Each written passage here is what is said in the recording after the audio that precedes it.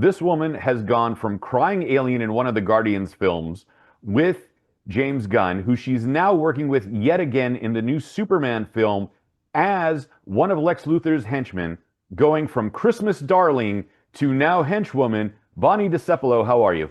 I'm great. Thanks for having me, RC. Listen, I know no spoilers. I'm excited to see Superman. I'm a big DC guy. Green Lantern's my guy. But, you got to start with the foundation and rebuilding everything with the Man of Steel. Yeah, I mean, I'm so excited. I agree with you completely. I am obviously no spoilers. I can't say anything. I haven't seen the script or the film, so I only know the parts of the movie that I'm in. But just in general, to get to be in the inception of the first movie of the new DCU, where James is creating a story that goes across film and television and gaming. And this is the foundation of it all. I keep forgetting and then remembering and thinking, like, is this a dream? This can't be real. Well, the funny thing is, this isn't James's first foray into superhero films. I believe The Specials was the first one where he played Minute Man, but because Yes. minute and minute is spelled exactly the same way, that was a running joke throughout the entire film.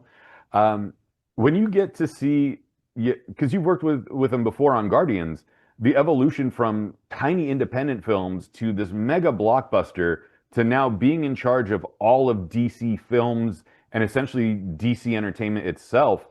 What is that like as a performer to sit there on set with him and take direction? I mean, I've questions. It's absolutely incredible. I feel like because I'm a director and a performer, that I'm simultaneously watching what he does as a director and also trying to just be completely present and in the moment, because the way James directs, like, he's almost like a conductor, that he knows what's going on, and in the moment, he'll turn to someone as if he's saying, like, cellos now up, trombones go. And so just relying on my craft and saying, okay, I'm going to be present, I'm going to listen, and just as soon as James says something, be ready to give it 100%. And it feels almost like doing a live theater performance. Like, it's as exciting in the moment to be filming with him and his actors and his team as it is, you know, if you were doing it live in front of a stage audience, which is very different than most films. Right. And you get to hang out with Nicholas Hoult quite a bit on set since he is Lex Luthor. He is Lex Luthor, and he is the greatest. He's a tremendous actor. The Jury #2 film that he made with Clint Eastwood was, top of the world, that deserved way more attention than it got. Juror Uh, number two, yeah. Nosferatu, the great. I mean, he's just like, from one thing to the next. He's so talented. He's so nice. He's so humble. He's just top notch. Yeah. And he's been a fun interview. We talked to him for the last X-Men film that he was with. So Amazing. now it's fun to see that him going from the hero to the villain. Yeah. I mean, he can do it all. That's what I feel like. Nicholas Hoult, he's very gifted. So take us into your situation with this. You're one of the henchwomen. You're one of the people that, how do we put this? Luther groupie? Is that kind of a way to put it? Yeah. Or No, yeah. I keep thinking, I'm like, I wonder what they're going to call us when the film comes out. I'm trying to figure out, like, how can I say things without giving anything away? Because I want everybody to see the film and be completely surprised. But I think, Right, that WBMDA is pretty big. yeah, it's canon, We have Superman, and this isn't anything about the film. We have Superman and we have Lex Luthor, and we know that they are, mortal enemies. And so Lex is trying to do what Lex always does. And in this case, he has people who are helping him achieve his goal of defeating his enemy, Superman. I will be honest, there is a very like coffee bean sized part of me that wants the Superboy canon of the reason why Lex Luthor hates Superboy and who became Superman so much is because he's the reason why he lost his hair, like through that lab experiment that went wrong. I Like mean, just to carry that into the 21st century of that level of bitterness to uh-huh. become a megalomaniac to this extent would just be like a coffee bean sized nod to the 1950s in the Silver Age, going, okay, this is pretty funny that he had to become one of the world's richest men just for revenge for losing his I hair. mean, that would be very funny. I can't speak to whether or not that happens, but I do think, James has said that this particular Superman really is about morality, and it pits different characters who all have their own, reasons for their moral and worldview against each other.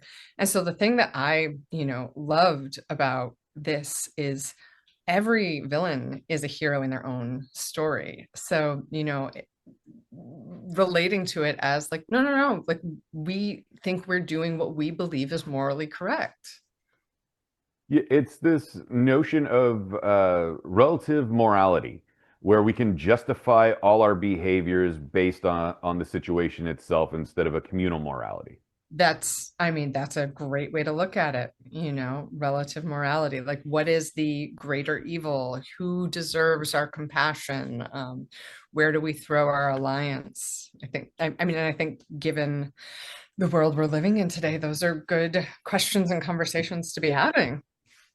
And there is that level of paranoia.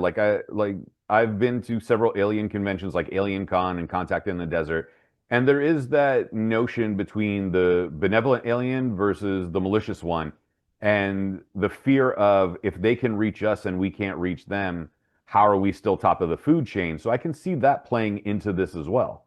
That is a great thought. It's a great question. I think in looking at the Superman lore and also what is happening just within human interaction, it's a central question. Like the other, are they safe? Are they dangerous? Will they be kind? Will they not be kind? But yeah, I mean, in terms of aliens, it's a great question. I think about the Fermi paradox a lot. Have you heard or been tracking that there's a new like not, I don't know if it's a satellite message, but there is a new message coming from out of outer space that That's all we need. was coming. Yeah, and scientists were like, we don't know. It's either nothing or maybe it's another species of intelligent life. We 50-50. And then it started again recently. And same thing. We're like, don't know where it's coming from. See, I joke all the time that my dream job is to be that guy in New Mexico that's listening for contact and all you just hear is static for 8 hours a day because people leave you alone. But I know my luck, 2 weeks into the job, I'll be the one that makes contact. And now I have to be a part of this instead of just having the remote job like that. So, That's a funny let's, idea for a movie. yeah, that would just be my luck. The one that You're wants like, to be it's left. perfect. I'm just gonna coast. And they're like, darn it. Right. Now I have to go be Matthew McConaughey in contact and go talk to Exactly. the Senate. Yeah. I just wanted my 90 grand and be left alone. But no, here I am making contact. That's my luck. Yeah. But you're also a director as well. You made a fun rom-com family film that's for all ages known as Neodome, where it's the collapse of the United States and the promise of a utopian world. Yeah, you totally know my genre. Yeah. Yeah, Neodome is amazing. Yeah. It's my second collaboration with Anna Camp, starring, and we did South by Southwest and won the audience award, which I think that's the best award. I'm like, okay, if I'm making the audiences enjoy it. And it's playing festivals right now. So we are at Bentonville and then another festival that I can't announce yet. And next week we're playing at the SAG Showcase here in Los Angeles. Honored for excellence in performance, which feels great because I feel like I'm an actor's director, like being an actor, being recognized for the acting. I'm like, okay, that's the thing that I feel like I'm good at is working. So I have a special request for you and for the Pfeffer brothers Tell and me. for other filmmakers. Uh, Enough with the dystopian stories and giving world governments ideas. Did you see Neodome? What's that? No, Have you not seen yet. But I Oh, just from the description, I was like, stop giving governments ideas on how to ruin lives of the citizens. this it's more like Mad Max. Like people are surviving post maybe like a climate disaster. There's no execution. So I hear you. There's no plans. It's more just like, okay, what do we do now?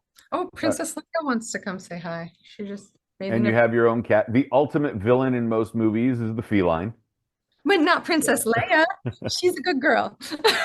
Named her after a Star Wars beloved character. Gotta love that. Yeah.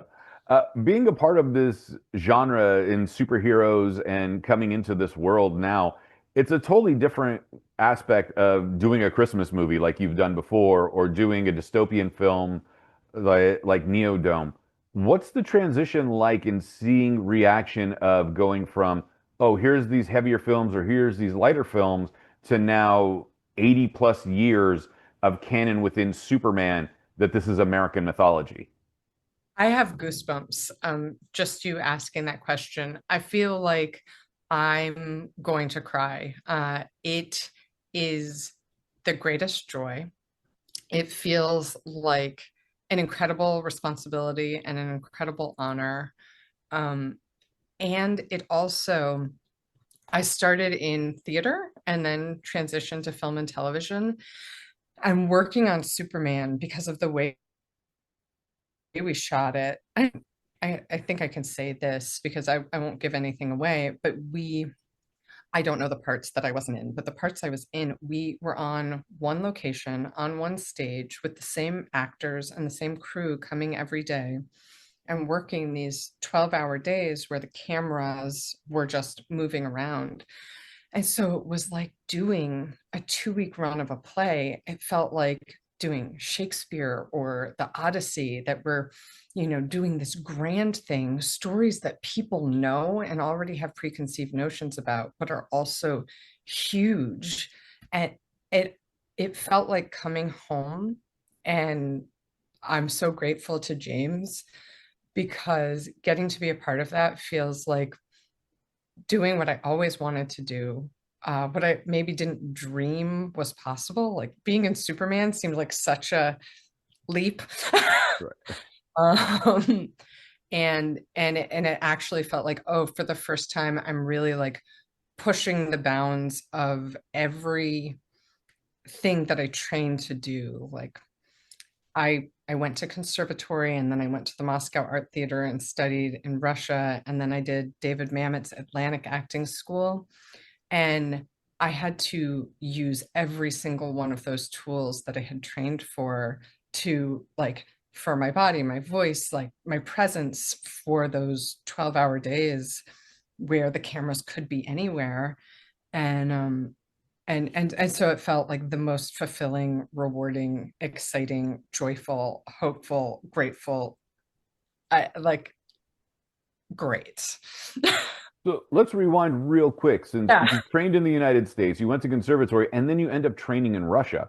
What's it like training in Russia versus the United States when it comes to performing or other parts of Europe? Like, because it's a Well, I totally haven't different trained in mindset. other parts of but training in Russia, I'll give you a couple of examples. In Russia, our teachers only spoke Russian. Um, the way it's set up, you have to do exams, every couple of months, an acting exam, a singing exam, a dance exam, and you put up whatever skill they're training, and everybody from the entire school comes. So all of the teachers, all of the other students. And before one of our exams, I asked my Russian teachers, I was like, oh, do you have any, final words of wisdom before we go up? And they got really grim and they looked at us and they decided to speak some English, which they never did. And they just went, please don't be bad. And I was like, that is very different than American acting training. Um, they were just like, just don't be bad. Um, but the thing that the Russian it was Stanislavski, but Stanislavski has changed since it came to the United States. So being at the Moscow Art Theater School with the acting teachers who actually trained with Stanislavski, one of the things they would have us do a couple of times a week is sit in a circle and they would point at us and they would say, laugh, cry, and you had to be completely neutral until they pointed at you and then turn it on and either laugh or cry depending on what they asked of you. And I was like, I'm never going to use this. Like, this is crazy. Being able to just like on command laugh and cry needs to do that. Crazy Russians. And then when I'm working with James, he's got the microphone and he will do that, just out of the blue. He'll say, okay, laugh. And I'm like, thank God for going to Moscow because I can do that. Yeah. And here you are now throwing some high kicks, defending the honor of Lex Luthor. Yeah. As we get closer to the release date, July 14th is coming up really quick. This is very much, like I said, American mythology, so American, Americana itself, Truth, Justice, the American Way, 10 days after Independence Day.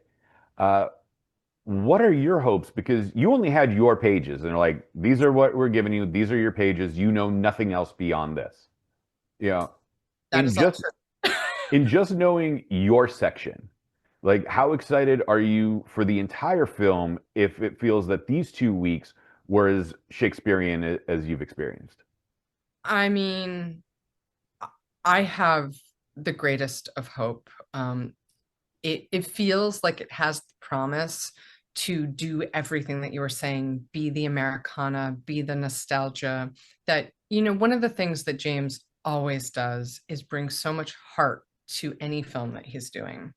So I know that even though I haven't seen the rest of the Superman script, I know that that's what he always prioritizes is, he's a really sensitive, kind person, and that is infused into the stories. So I think it my hope is that it will be as emotional as I feel about it, but that grandparents and parents and new children who this is going to be their first Superman are going to feel it, and they're going to feel like a wave of pride and hope and just a purely good character. We just don't have that much of them. And Superman, when done right, is a good person who is trying to do good in the world. And my hope is that is just the soothing balm everyone needs right now. All right, so I'm going to put it to you like this. We obviously know you're a fangirl because you named your cat after Carrie Fisher. Aside from Just Wonder like Woman, the character. yes, but still, Carrie Fisher made her iconic. Without Carrie Fisher, there is no Princess Leia. Absolutely, I agree with Uh, you completely. But yes. aside from Wonder Woman, what superheroine would you like to play? Oh my gosh. Well, I have already played this character, and so this is I when I first started, I played a character called Volcano Girl, and my like first job was playing a superhero, and I was like, this is amazing. I'm Volcano Girl. And so if that ever got to like be a feature or something to happen with Volcano Girl, I think that would be the thing that I'm like, I want to get a chance to really bring Volcano Girl to life. What was her superpower? A really bad temper that just erupted? How did you know? Um, Really? she she shot fire out of her hands. Okay. You'll have to look it up. It was so fun. But Burl Mosley, I don't know if you know him from Crazy Ex-Girlfriend, but he played, my supervillain nemesis, and it was just like, doing stunts and shooting fire out of my hands, and it was the most fun. And I was like, oh, beginning. And then I have never played a superhero again. Well, we What got to make that superhero happen. do you want me to play? Ooh, that would be interesting. Let's see if we're gonna keep it in the DCE. Let's see, the DC universe. Hawkgirl's taken, Supergirl's taken. You Wow. are a redhead. Why not Batgirl? Sounds great. Yeah. Or Oracle. You don't have to do all the high kicks. But I can. Right. Yeah. We're just protecting I, your knees at this point. Just yeah. I think my character hopefully exists, and we'll see. I All we can say is we're hoping for more. thank you. Yeah. We can't even say the character's name at this point. Yeah. No. I have my own theory, but I don't want to get dinged by Warner Brothers, so I'm I not know, I throwing it was out there yet. talking to like I was like, well, if we're not doing this until the release of the movie, maybe can I say everything? But just to be safe, I would be happy to talk to you after you see the movie and I'll fill you in on all the details. After July 14th, when everyone has seen Superman, especially the new James Gunn version of Superman, we're going to be excited to talk about this even more. And then you'll be able to finally, let loose. Like, how hard is it to have this NDA where you filmed this a year and a half ago, and they're like, oh, by the way, we're starting to push this, a month, 2 months, 2 weeks before the film comes out. Now you can hint, but you still can't talk about it. Like, Yeah, it's super surreal. all Because pun intended. yes, Mhm. on the one hand, we shot it a year ago, and did that really happen? I don't really believe it. So then, I don't feel the compulsion to tell people because I'm like, I don't even know. Like maybe that was a dream.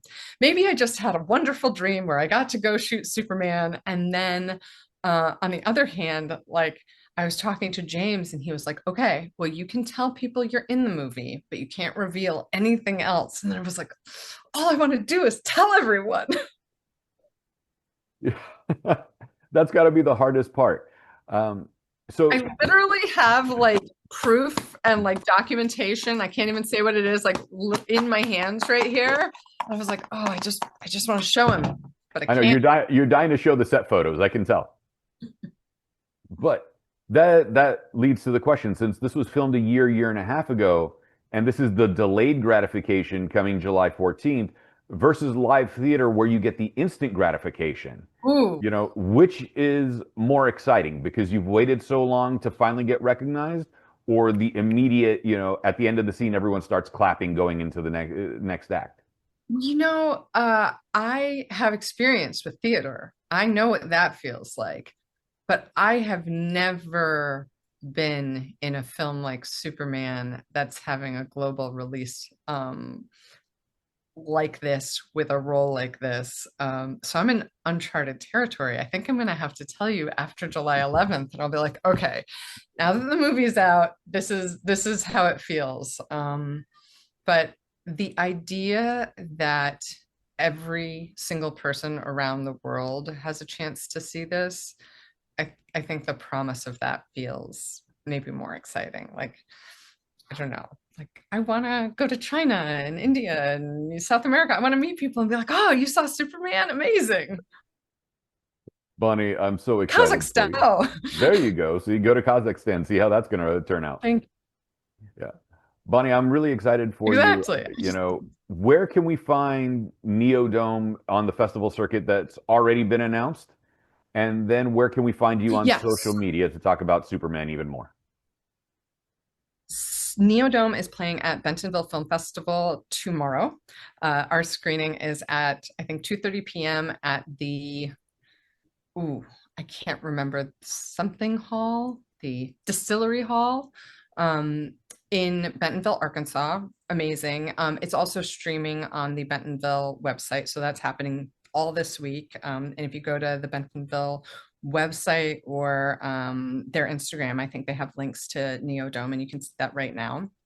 My social media. I was like, what's the next question? I'm on Instagram, Bonnie Discepolo. So it's just at Bonnie Discepolo, which I may need to put in text because it's very hard to spell. Discepolo.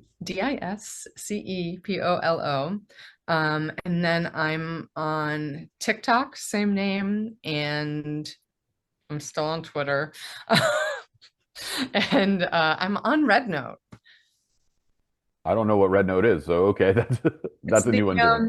Hong, I don't know how to say that. The Little Red Book. It's the Chinese social media app that people went to when TikTok was down, and I was like, oh, I want to, make international friends. So I'm on there as well. I dig it. Bonnie DiCepolo, thank you so much for your time. I really appreciate it. Superman coming out in July, Neodome on the film festival circuit. It's been a great pleasure chatting with you. Thank you. It was so nice to meet you.